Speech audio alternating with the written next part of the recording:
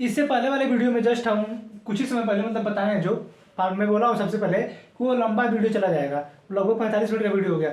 सिर्फ समझाने में हमें ऐसा लगता है ना कि हम इस टॉपिक को नहीं समझा पाए हैं पूरा, मतलब ऐसा अभी मैं उतना बताया हूँ, लेकिन उसमें बहुत सी ऐसी चीज़ें जो छूटी हैं जो आपको नहीं बता पाया हूँ। ऐसे मतलब कुछ चीज़ें ऐड करनी रहती हैं, मतलब ऐड कर दो तो मतलब थोड़ा सा और लोगों को पता चल जाता है कि नहीं ये मतलब रहना चाहिए, ऐसा रहना चाहिए था, ऐसा होगा तो ठीक रहता।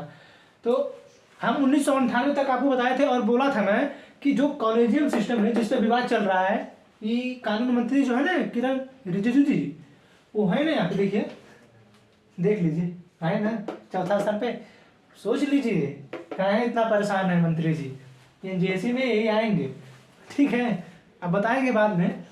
1998 में थर्ड जजेस केस बना, उससे पहले 1982 में बना। तो उसमें जो हमारे मुख्य न्यायाधीश थे जिनकी नियुक्ति, जो 8 न्यायाधीश थे मुख्यतः, जब संविधान में 28 जनवरी 1950 को जब बना था ये न्यायपालिका का सिस्टम, तो उस समय मुख्यतः 8 ही न्यायाधीश थे, एक मुख्य न्यायाधीश थे, 7 अन्य थे।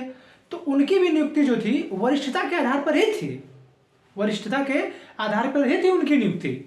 तो अब वरिष्ठता के आधार पर नियुक्ति होती गई। फिर जब जजों को नियुक्त करना था तो हाई कोर्ट से वरिष्ठ न्यायाधीशों को उठाया गया, वरिष्ठ वकीलों को उठाया गया, यहाँ से मतलब 34 वालों में जाने के लिए, जो सुप्रीम कोर्ट में जाने के लिए इनको मतलब उठाकर ले जाया गया। अब जब इतना बनता गया तो अब 1982 में अब मुख्य न्यायाधीश जो थे अब वो परामर्श देते थे राष्ट्रपति को, तो राष्ट्रपति उसे मानने के लिए बाध्य नहीं थे। जैसे हम आपको उदाहरण में दिए थे कि हम अपने पापा से बोले, हम जब कमा नहीं रहे थे, हम जब पढ़ रहे थे, अभी भी पढ़ रहे हैं, तो हम जब ये कह रहे थे पापा एक गाड़ी लेना है BMW ना, तो पापा बोले, मतलब पापा को हमने सलाह दे दिया कि नहीं BMW लेना है, ठीक है। अब वो पापा के ऊपर है BMW लेंगे या नहीं लेंगे। लेकिन जिस दिन 1993 में सेकेंड जजेस केस आया और जिस दिन मैं पैसा कमाने लगा और मैं पापा से बोला पापा BMW लेना है, तो अब पापा नकार नहीं सकते हैं, पापा को BMW लेना पड़ेगा। तो 1993 में तो पापा को लेना पड़ेगा BMW। लेकिन तब तक घर में हमारे खलबली मच गई कि ये पैसा कमा रहे हैं तो इसका मतलब कुछ भी कर रहे हैं, किसी की नहीं सुन रहे हैं।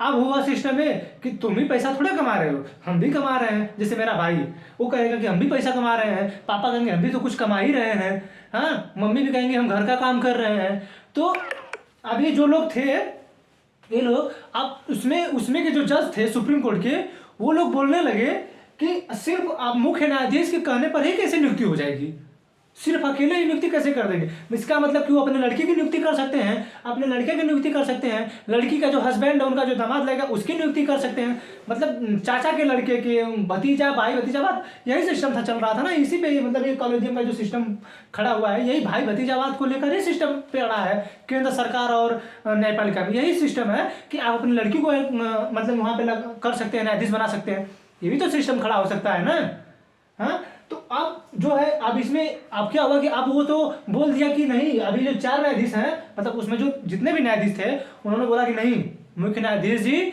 आपकी उतनी ही पावर है जितनी हम इन 33 की पावर है। मतलब वर्तमान में 34 लोग हैं, तो 34 लोग में एक मुख्य न्यायाधीश हैं, 33 अन्य हैं जिनमें सिर्फ 28 लोग ही कार्यरत हैं, तो एक मुख्य न्यायाधीश 27 लोग का और है। तो अब वो लोग को उस समय के इस हिसाब से मान के चलिए कि ये लोग कह रहे हैं कि सिर्फ मुख्य न्यायाधीश के कहने पर इन हाई कोर्ट से जजों को नहीं बुलाया जाएगा और न मुख्य न्यायाधीश की नियुक्ति होगी। हम 4 लोगों को और ऐड करना चाहते हैं, जो 5 लोगों की बेंच होगी, जिसे कॉलेजियम कहा जाएगा। जिसे क्या कहा जाएगा, इसे कॉलेजियम कहा जाएगा। और ये 4 लोग, अन्य न्यायाधीश, एक मुख्य न्यायाधीश, मिलकर 5 लोग होंगे जो हाई कोर्ट से उठाएंगे और सुप्रीम कोर्ट में लाएंगे, जजों को नियुक्त करेंगे, ठीक है। तो ये सिस्टम लागू हुआ, यहाँ से 1998 से बन गया कॉलेजियम, ठीक है। तब से ये चल रहा था। अब 1998 के कॉलेजियम में क्या सिस्टम था, देखिए 1998 में सुप्रीम कोर्ट थर्ड जजेस केस में क्या कही सुप्रीम कोर्ट कि केवल मुख्य न्यायाधीश नहीं होंगे बल्कि 4 अन्य भी न्यायाधीश होंगे जिनके मतलब सहमति से सुप्रीम कोर्ट में न्यायाधीशों की नियुक्ति होगी, ठीक है। न्यायपालिका जो है लिखित रूप में देगी कि इन्हीं की नियुक्ति करनी है, जो राष्ट्रपति के समक्ष पेश होगा, राष्ट्रपति जाएंगे उस पर साइन करेंगे और फिर उसके बाद उनकी नियुक्ति हो जाएगी, ठीक है। राष्ट्रपति उनको शपथ दिलवा देंगे। इसके बाद कॉलेजियम में सीजीआई सम्मिलित रहना चाहिए। मतलब ये जो 5 लोग हैं, ये केवल मुख्य न्यायाधीश नहीं बल्कि 4 अन्य न्यायाधीश, तो ये जो 4 लोग हैं, 4 लोग हैं और एक ये 5 लोग, इन 5 लोग में अगला जिनको सीजीआई बनाना है वरिष्ठता के आधार पर, चाहे जिस आधार पर, इनका जो अगला सीजीआई बनाना है, इसी का प्रोसीजर अभी किसी को नहीं मालूम है कि किस प्रोसीजर पे आप मुख्य न्यायाधीश बना रहे हैं। यही प्रोसीजर ये हमारी जो सरकार है जानना चाहती है कि कौन से प्रोसीजर पे आप मुख्य न्यायाधीश को नियुक्त कर रहे हैं। ठीक है, इनका तो पता चल गया कि हाई कोर्ट में रहना चाहिए, ये रहना चाहिए, तो वरिष्ठता किस आधार की, कौन से आधार की वरिष्ठता आप कह रहे हैं कि आप सुप्रीम कोर्ट के मुख्य न्यायाधीश की किस वरिष्ठता के आधार पर मुख्य न्यायाधीश बनना चाहिए। तो ये लोग अपने से नियुक्त कर दे रहे हैं कि हम लोग 4 हैं, ये 5 हैं, हम अपने में से ही नियुक्त कर दे रहे हैं 5 लोगों को। ठीक है, लेकिन यही ये कानून मंत्री चाहे जो सरकार है, इसी बात को बार बार पूछ रही है कि ये जो सम्मिलित रहना चाहिए, क्या बेस है, क्या आधार है कि आप इनको सम्मिलित कर रहे हैं, कौन से आधार पे इनको सम्मिलित कर रहे हैं, कैसे बताइए, ये प्रोसीजर हमको समझाइए। और नहीं, अगर आप नहीं समझा सकते हैं तो हमको शामिल करिए, हम बताएंगे कि कैसे कैसे प्रोसीजर इनका होगा। ठीक है, तो इसमें ये कहा गया है कि अगले जो सीजीआई नियुक्त होंगे, जैसे डीवाई चंद्रचूड़ जब नियुक्त हुए 50वें न्यायाधीश, तो जब एनवी रमन्ना थे तो इनकी कॉलेजियम पद्धति में जब 5 लोग थे तो एनवी रमन्ना मुख्य न्यायाधीश थे, लेकिन अगले जो न्यायाधीश बनने वाले थे डीवाई चंद्रचूड़ जी, जो वर्तमान में हमारे मुख्य न्यायाधीश हैं, ये भी उनके कॉलेजियम पद्धति में शामिल थे। जो ये 5 लोग हैं ना, ये 5 लोग, एक तो मुख्य न्यायाधीश रहेगा ही रहेगा, लेकिन अगला जो मुख्य न्यायाधीश बनेगा वो 5 में शामिल रहना चाहिए। और यही सिस्टम वर्तमान में गड़बड़ है, क्योंकि ये जो वर्तमान में 5 लोगों की हमारी कॉलेजियम है, सिस्टम है, इन 5 लोगों में 5 लोगों का कार्यकाल कुछ न कुछ समय बाद खत्म हो रहा है। तो अगले जो न्यायाधीश नियुक्त होंगे मुख्य न्यायाधीश, उनमें 6 लोगों को मतलब कॉलेजियम बनेगी। वो सिस्टम आपको बाद में समझा देंगे, क्योंकि उनका जो कुछ लोगों का जो कार्यकाल में 65 वर्ष बताया हूँ, कुछ लोग उस तरह समाप्त हो रहा है, कुछ लोगों का उम्र का, तो वैसे उसी समय को मतलब लेके सिस्टम जो खत्म हो रहा है, तो जो नए नियुक्त हो गए तो एक अन्यथा नया मिलाया जाएगा मुख्य न्यायाधीश को लेकर, तो उसमें जो अन्य न्यायाधीश बनाया जाएगा, तो जो एक अन्य न्यायाधीश मतलब 34 में से लिया जाएगा वो 6वां होगा, क्योंकि उसकी उम्र कम है, ये जो लोग हैं इसमें वर्तमान में, तो उसी तरह मतलब वो 6 होंगे, वो बाद में हमको बता देंगे। तो इसमें कहा गया कि जो है कॉलेजियम में सीजीआई सम्मिलित, क्या है, कॉलेजियम में जो सीजीआई सम्मिलित रहना चाहिए, क्या करना चाहिए, कॉलेजियम में सीजीआई सम्मिलित रहना चाहिए। अगर 2 न्यायाधीश असहमत हो गए, अगर 2 न्यायाधीश असहमत हो गए तो नियुक्ति नहीं होगी। क्या होगी, नियुक्ति नहीं होगी। अगर राष्ट्रपति उसे पुनर्विचार के लिए भेजेंगे, राष्ट्रपति क्या करेंगे, उसे पुनर्विचार के लिए भेज देंगे कि नहीं, इसे पुनर्विचार करिए कि यही न्यायाधीश मतलब नियुक्त करने लायक है कि नहीं। तो अगर कॉलेजियम, अगर दोबारा कॉलेजियम उसी नाम को भेज देगी, क्या करेगी, अगर दोबारा कॉलेजियम उसी नाम को भेज देगी तो राष्ट्रपति को मानना ही पड़ेगा और राष्ट्रपति उस पर साइन करेंगे और उनकी नियुक्ति हो जाएगी। तो ये है कॉलेजियम पद्धति जो तब से चली आ रही है और अब तक ही लागू है। तो अब इसी को समाप्त करने के लिए 2014 में एनजेसी लाया गया था। ठीक है, क्या है, NJAC, national judiciary appointments commission. क्या नाम था, NJAC, national judiciary appointments commission, राष्ट्रीय न्यायिक नियुक्ति आयोग। ठीक है, NJAC, national judiciary appointments commission मतलब राष्ट्रीय न्यायिक नियुक्ति आयोग 2014 में लाया गया था। ठीक है, 99वां संविधान संशोधन किया गया 2014 में। क्या किया गया, 99वां संविधान संशोधन किया गया 2014 में, और इसमें कहा गया कि कुल इसमें 6 सदस्य होंगे। ठीक है, अब ये जो है इनकी 5 की जो सिस्टम है इनको हटाया जाएगा और क्या किया जाएगा, 6 सदस्य क्या होंगे इसमें बनाए जाएंगे। कितने सदस्य, 6 सदस्य।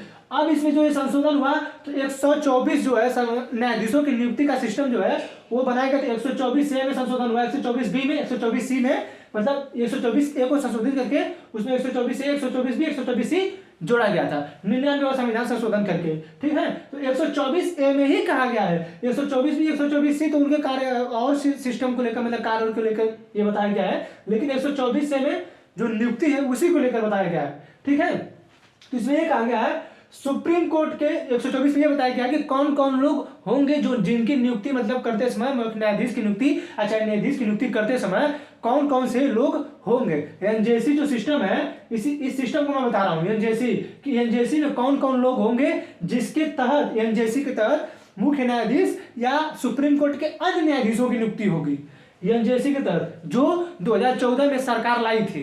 ठीक है, तो कुल 6 सदस्य होंगे 124 में कहा कि सुप्रीम कोर्ट के सीजेआई होने चाहिए। जो सीजेआई है मुख्य न्यायाधीश, वो होने चाहिए, 2 अन्य न्यायाधीश होने चाहिए। क्या?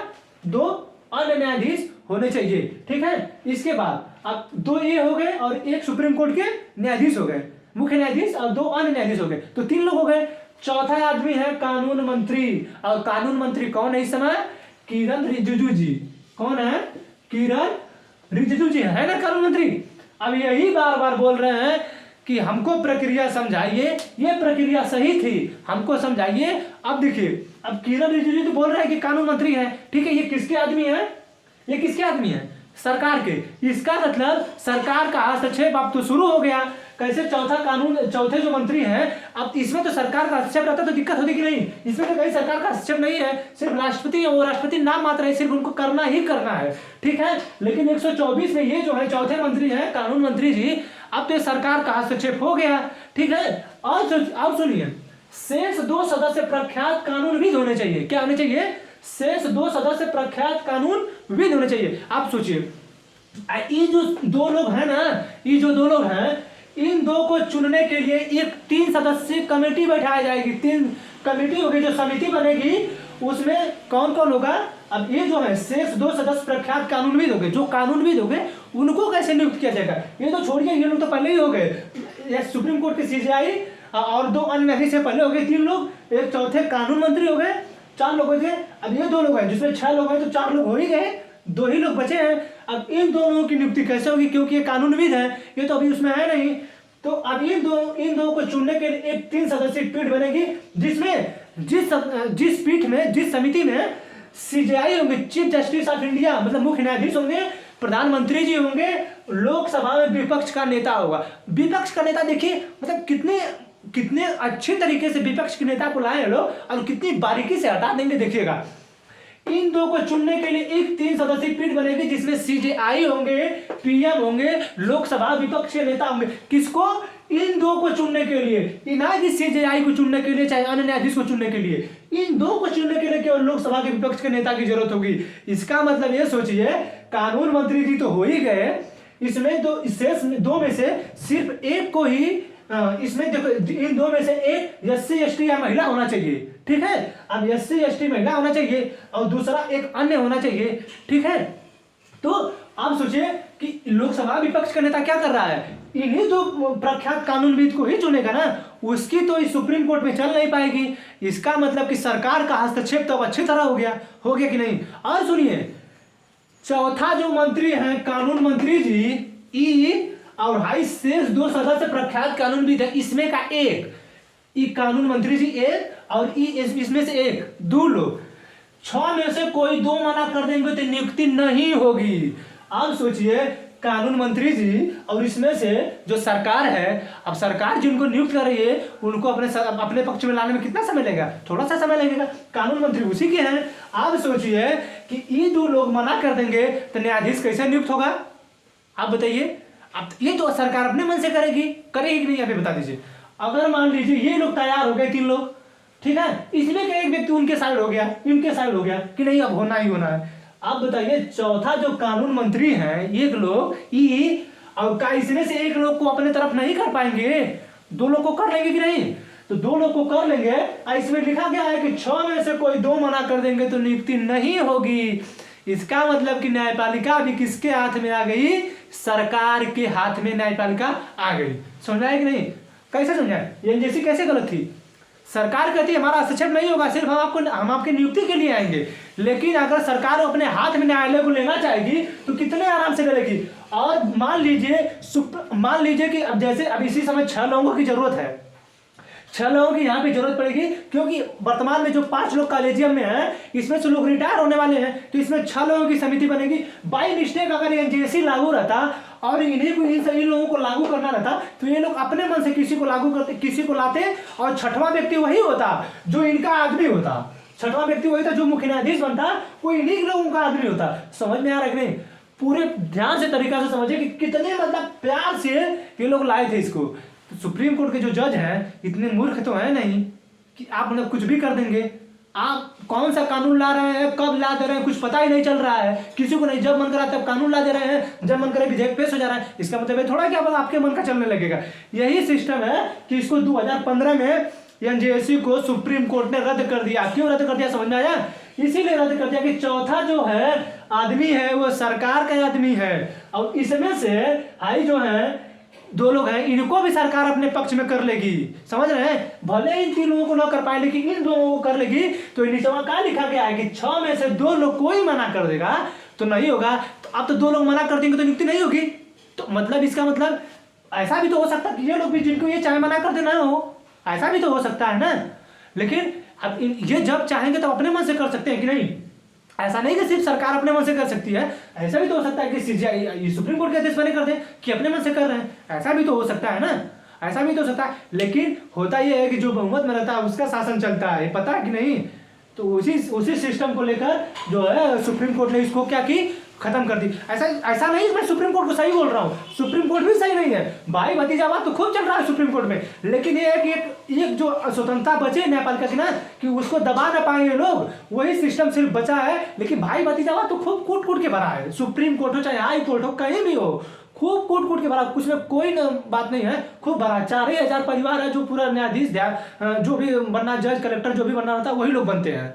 समझ रहे हैं ना? तो इन्हीं चीज को लेकर इसको जो है सुप्रीम कोर्ट ने एनजेसी को 2015 में क्या की, 2015 में इनको 2015 में सुप्रीम कोर्ट ने इसको रद्द कर दिया, और वहां तक रद्द कर दिया जहां तक ये लागू होंगे। ठीक है ना? 2015 में एनजेसी को सुप्रीम कोर्ट ने रद्द कर दिया। ऐसा नहीं कि मैं सुप्रीम कोर्ट को सही बोल रहा हूं, ये भी लोग तो बोल सकते थे ना कि नहीं नियुक्त हो गए थे इनका का वो लोग नहीं होते, ऐसा भी तो सकता है। लेकिन जो सत्ता में रहते हैं उनका ज्यादा वर्चस्व रहता है, इसलिए सुप्रीम कोर्ट ने उसको रद्द कर दी कि नहीं सिर्फ हम ही चलाएंगे तो हम ही चलाएंगे। ठीक है? आप नहीं चलाएंगे। समझ में आ रहा है कि नहीं? सिर्फ हम चलाएंगे, आप नहीं चलाएंगे। सुप्रीम कोर्ट हमारे दायरे में रहेगा, आपके दायरे में बिल्कुल नहीं रहेगा। ठीक है? हमें आशा है कि आपको ये समझ में आया होगा। आप मिलेंगे किसी अन्य टॉपिक पर, तब तक के लिए धन्यवाद। आप इतना है कि समझ लीजिए, मैं जो बताना था हम आपको बता दिए हैं। ठीक है? मिलेंगे अगले क्लास में, तब तक के लिए जय हिंद, नमस्कार।